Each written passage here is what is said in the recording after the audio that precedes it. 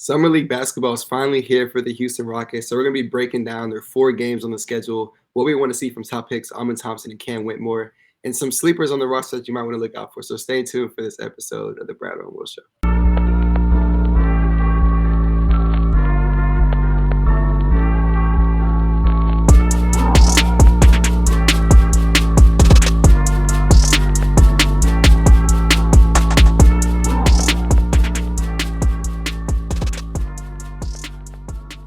And welcome back to the episode of the Bradeaux and Will Show. I'm your first host, Will. As always, you can find me on Instagram and Twitter at Bias Houston.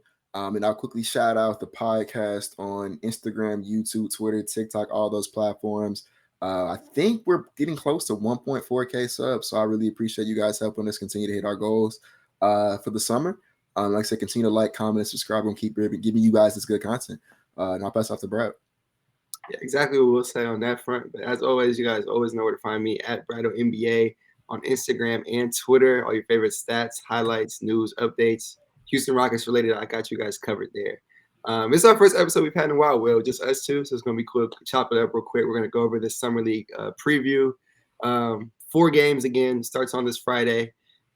First game is starting off with a bang. We got Thompson versus Scoot Henderson. That's going to be a fun game. Then you got Thompson playing his twin brother against the Detroit Pistons. Then you got that OKC game after that, and then a Warriors game following. And then what they always do in the Vegas Summer League, there's going to be an extra 5th game, depending on where the Rockets fall in the standings on those first 4 games. So it's going to be fun. Get to see these 2 young guys in action.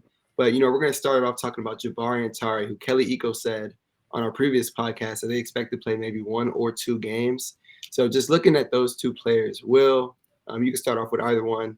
What are you expecting to see from, Tari and Jabari coming out and playing Summer League with these young cats?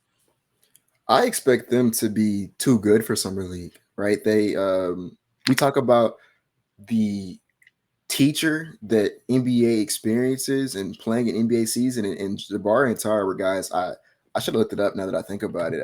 I want to say both of them played like almost the entire season. Like I'm going to look it up right now just so I can. Tari played every single game. Yeah, Tari played 2, and then Jabari played. How many did you play, Jabari? Seems like he played. And Jabari played 79. So like they pretty much play. Which honestly, kudos to them for being Iron Man. But they played a full season of NBA basketball. They had a full training camp, off season, preseason, regular season. Now they're in the off season. Like they've had pretty much a full calendar year of NBA programming. And so I think that every time you see a guy who's gone through that, they always come back to Summer League that next year and they're just way too good. And like, we're seeing examples of that just already with Keegan Murray from Sacramento Kings. I do not remember exactly how many points he dropped, but I know he was absolutely dominant in his debut in Summer League this year. And then Jalen Williams is another guy. I mean, if you watch, I was really locked in to that Thunder preseason game. I think they played the Jazz. Yeah, that's when they played the Jazz. I was looking forward to watching Chet Holmgren, kind of return to basketball. I'm watching Jalen Williams go out there, and he's like, it's the most effortless domination you'll ever see from players. He's just too good. And so I expect Tari and Jabari, to specifically those 2 guys, to stand out amongst the rest of the guys on our roster. And I expect that him to be, I think they're going to be the leaders. I think they're going to be the guys who stand out the most. And I think they're going to have both of them are, they don't play that much, but I think in like maybe they can play like 1, maybe 2 games, something like that. I think they're going to be the best players on the floor, possibly for like both teams in those games. That's what I'm hoping, right out the gate as well. We look back to last season and we had not a veteran, but a second-year guy playing in Summer League, and Josh Christopher. And we expect the same thing that Will just brought up. We wanted him to blow everybody out of the competition. He's too good to be out there. And it was the exact opposite with Josh Christopher. So hopefully with Jabari and Tari, with them coming in, it's a different story. Just looking at Tari last season in the Summer League, he came out and he had 4 double-doubles total. And I got his stats put up from his first 4 games. He was averaging 16.8 points and 10.5 rebounds, pretty much 2 steals and 1.3 blocks.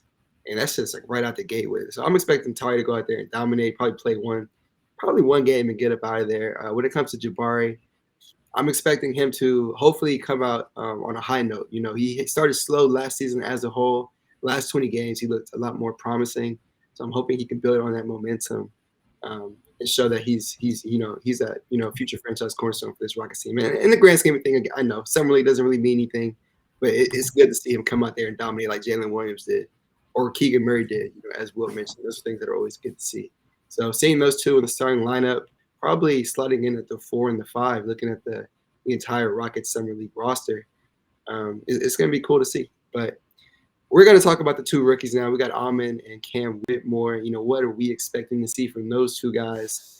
It's going to be cool seeing Amon go from OTE basketball to a summer league setting. What kind of jump is he going to see there? Is there going to be some struggles? Cam, being one of the younger players, probably playing at the summer league, he still isn't. His birthday is probably tomorrow, or his birthday is coming up on July 8th. So Cam is still extremely young. So it's going to be cool to see him out there against that competition. But Will, what are you expecting from those two players, or what do you want to see? I think Amon Thompson, he's going to be such a weird player, because if you told me that Amon Thompson absolutely dominates summer league, I believe you. And then if you told me Amon Thompson absolutely struggles, I believe you. I genuinely do not know what to expect from him. Because I think summer league, well, I say it, I was gonna say summer league has more structure, but I just got done watching that Charlotte Hornets summer league game. I think they played the Spurs too, and that was some of the worst hoops I've ever seen in my entire life. So I guess I'll take it back. I think Amon Thompson's gonna look really good out there. He's coming from that kind of same chaotic, up tempo, fast paced kind of style of basketball from OTE.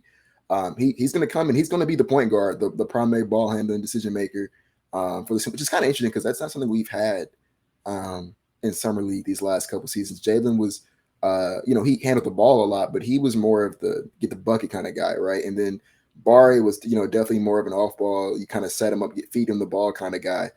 This is the first time, in this rebuild where we're paying close attention to summer league, where we're going to have somebody who's dictating the offense and kind of giving us a preview of what they're going to bring to the next level. So obviously I expect him to be, set the floor general, the primary decision maker. He's going to be the most athletic guy by far, maybe outside of his brother, right? I think those two guys are going to be the most athletic guys for whatever team they play each night. For them to be a lot faster, stronger, have a higher vertical than everybody else. So I take it back. I think I do expect Amon Thompson to dominate in this setting. I think this is the type of setting that he finds success in. Although it wouldn't shock me. I remember that because I was really into Lonzo Ball when he got drafted. He struggled, I think, really badly in his first year. I want to say I saw something today where I think they say he shot 12 of 15. I mean, he missed 12 of his 15 shots, something like that. I don't remember, but I remember I watched that game. Goodness, it's almost a decade ago, and he was it was really bad. And he was like, "Whoa, is this guy? Does he suck?" And then the remaining games, Lonzo, I think he ended up winning MVP. He was really good. So it might take Amon some time to adjust, but I expect him to be pretty dominant once he gets his rhythm under his foot. So yeah, I expect a lot from him. And then Cam, I'm really excited to see that chemistry between him and Amon build. I'm really excited to see if they're going to be running the pick and roll game between those two guys. I'm just imagining. I don't really know how how these guys in summer league are supposed to stop Cam Whitmore rolling to the basket with Amon Thompson putting pressure on the rim, right? Because you either commit to Amon and then it's a lob to Cam, or you commit to Cam and then Amon punches it on you. So yeah, I'm excited to see how those guys kind of complement each other and play off of each other. Like I said, I expect Cam to look kind of how we saw KJ look 2 years ago, and kind of just cutting off ball and making kind of the small plays here and there. And then I know a lot of people don't really touch on a lot, but Cam can shoot. He's a pretty solid shooter. So I'm really interested in seeing how much of his jump shot translates in summer league. That was something that I was really interested in seeing from Tari last year, was how much of his jumper was going to translate. And so I'm interested to see how much of Cam's jump shot is going to translate to summer league. I know his form looks pretty nice. It's kind of slow right now. So I'm kind of wondering what that's going to look like, what percentage he's going to shoot. But I expect some pretty good things from him as well. Not as much as I expect from Amon, but like I said, I expect a lot of good things for Cam Whitmore as well. When it comes to Amon Thompson, I'm looking at that jump from OTE to the NBA spacing, is going to be very important. So the lineup around Ahmed Thompson, I think, is going to be most important. Obviously, that jumper is not going to be there day one of the summer league, so he needs to be surrounded by 4 shooters. So I'm hoping they surround him with Trevor Hudgens, the guy the Rockets have on the two-way, shorter player, chucks up a lot of threes. Had one game this past season in the G League where he hit 10 threes. So that's a guy you can throw out there with him. Obviously, you got Jabari and Tari, and then another guy, Cam Whitmore, obviously, all shooters in a sense. Tari not as much, but those guys around him are going to help, Ahmed, I think, excel. Cutting off ball, things of that nature. I want to see how natural the game looks to him. We're projecting him to be this very good playmaker, just like a really great feel for the game. If we can see that from day one and it's just a natural transition, that's going to be great to see. I want to see how the defense looks. Again, going from playing those OT guys to guarding some NBA level defenders. I want to see how that translates. And again, we have seen Ahmed play really well overseas against the Australian team in the NBL. I think it was called the Adelaide 36ers. So he can hoop against good competition, and I just want to see how it translates from day one. As for Cam Whitmore, we'll put on the money. He's a guy who can excel from cuts, moving off the ball. People say he's built in the lab to play with Albert and Şengün, so I'm excited to see what that looks like in October. But for this specific setting, I think him and Ahmed could probably have some really good chemistry together. Cam, again, 64.5% in the paint this past season for Villanova. Also shot 40% on catch and shoot threes for Villanova. So that's going to be a really good piece to the puzzle. I'm excited to see how Ahmed and Cam gel together. I think they're going to have a dynamic connection. But that's what I'm looking forward to with those two. It's going to be really cool. And I also wanted to touch on, we didn't have it on the itinerary, Will. But starting lineup-wise, again, Jabari and Tari are probably only going to play 1 or 2 games. And those are probably going to be your 4 and 5, for those first 1-2 games. So it's looking like they'll probably sub in Darius Days for the guy at the power forward position. This is a guy who's on a two-way last year as well.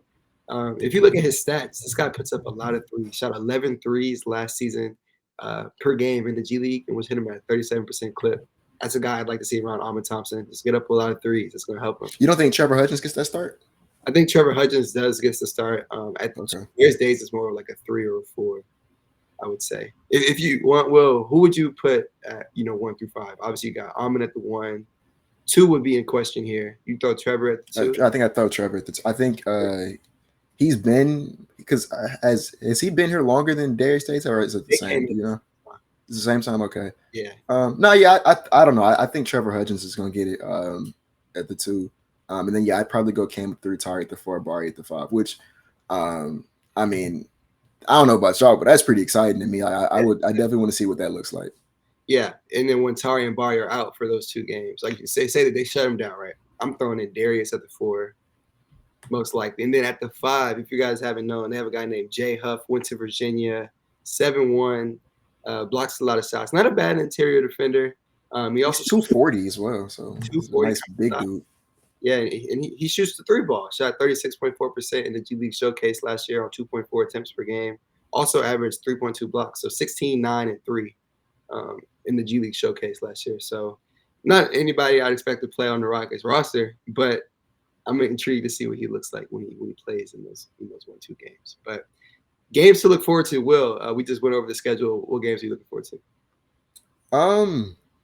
Okay, so the obvious one, it's just kind of tough because there's 3 really good games to start. You can go from the Scoot Ahmed matchup, Ahmed versus his brother in Detroit, and then I don't know what game Bari and Tari are going to play and how many games they're going to play.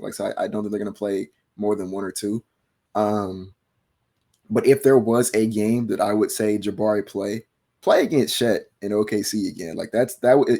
If you told me Bari was guaranteed to play in that OKC game, I think that's the one I look forward to the most because there's a lot of really good guys in the roster. I don't know if Jalen Williams is still going to play that deep into summer league for OKC, but assuming he does, that Tari and Jalen Williams matchup, and then Jabari and Shaq going at it. Those are 2 guys that went at it this time last year when we played. I don't remember the exact box score, but I know we won that game. I think that would be the game I would be the most excited for, assuming Jabari is going to play that one.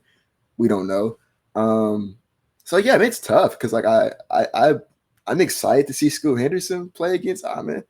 But I could also make an argument that like the Detroit Houston rivalry being furthered by Amen and Ausar, like I can't pick an answer, man. Like I is the only one I guess I'm not looking forward to is the Golden State one, but that's also just because it's like there's no top prospect outside of Pods on that team that I'm really looking for. Because I know Kuminga's not playing.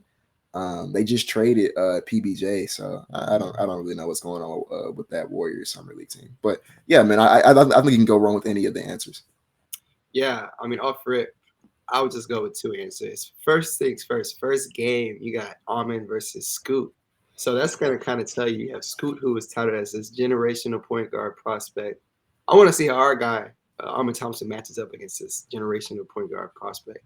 And that's going to tell me a lot. And it shouldn't, again, it's summer league, but it's going to be interesting to see, again, because you have, he's playing G League, he's playing OTE ball. Just to mesh those two and put them in the same setting and see how they look against each other. That's something I'll be extremely excited about. And we haven't seen Rockets basketball since April 9th it is. So first game 3 months ish. So that's gonna be exciting. I feel like it's been that long. I know it always goes by quick, huh? But we also got the Twins playing against each other. So that's obviously a game everybody's gonna want to tune into. But those will be the I expect Scoot to look as good as Jalen did in Summer League 2 years ago. I think that coming from the G League setting, I think it's kind of similar to Summer League in terms of like it's a bunch of guys fighting for their spot on an NBA team. There's some young guys, some older guys. So I think the same way we saw Jalen look way too good for Summer League, I think Scoot Henderson has the potential to look like amazing and something. Like it wouldn't shock me if that guy runs away with like MVP or something. Yeah, if you guys don't know, Jalen, when he played in the summer, he averaged 20 points, had splits of like 53, 51, 93, or something like that. It was just, and the shot making ability was ridiculous. And Will, I think you're spot on when it comes to school. 2 years in the G League and you're going into a summer league. It kind of is the same kind of setting because in the summer league you're playing against rookies and even G League guys. So, and a few NBA players, but nothing, no one really elite unless you're playing against OKC because they're out here just trying to cheat. But outside of that, Scoot's probably going to go insane, and that's why I want to see how he messes up against Amen. But, yeah, I would definitely agree. Hopefully they do well in these first 4 games so they get a really exciting game for that 5th matchup. So that's going to be, ultimately what I'm looking forward to. But, last thing that we had on our palette was just some sleepers to look for in the roster. I already mentioned, guys like Darius Days, who's been on the two-way, getting shot 37.3% from 3 on 10.8 attempts. So he's putting them up there. So, again, got to look forward to. Big man Jay Huff, as I mentioned, from Virginia, can shoot 3, block a lot of shots, pretty stocky. Jalen LeCue, who's a bouncy player, played with Indiana. That's going to be a player to look out for as well. Then you got former Rockets G League players like Trey Mitchell, who everyone said looked like Jimmy Butler. He's at the forward position. He's a pretty solid player. I like him as well. And then, of course, I really like Trevor Hudgens. Had a really good 4-year stint in college. Won a few MVPs and championships out there. Shoot the lights out of the ball. Didn't shoot the best last summer league, but we'll see how he does in this one. But Will, is anyone else on that roster that you wanted to touch on? I think there's a guy named Matthew Mayer, which I don't know too much about him. From Baylor. I know that, from Baylor, but I don't know too much about him. But that was a name that I remember seeing on a lot of like draft boards a couple years ago. So maybe he'll show us a little something. That's for what he can do. But no, like outside of the main guys, I have no idea who's on this roster. So I'll also give a shout out to Nate Hinton from U of H.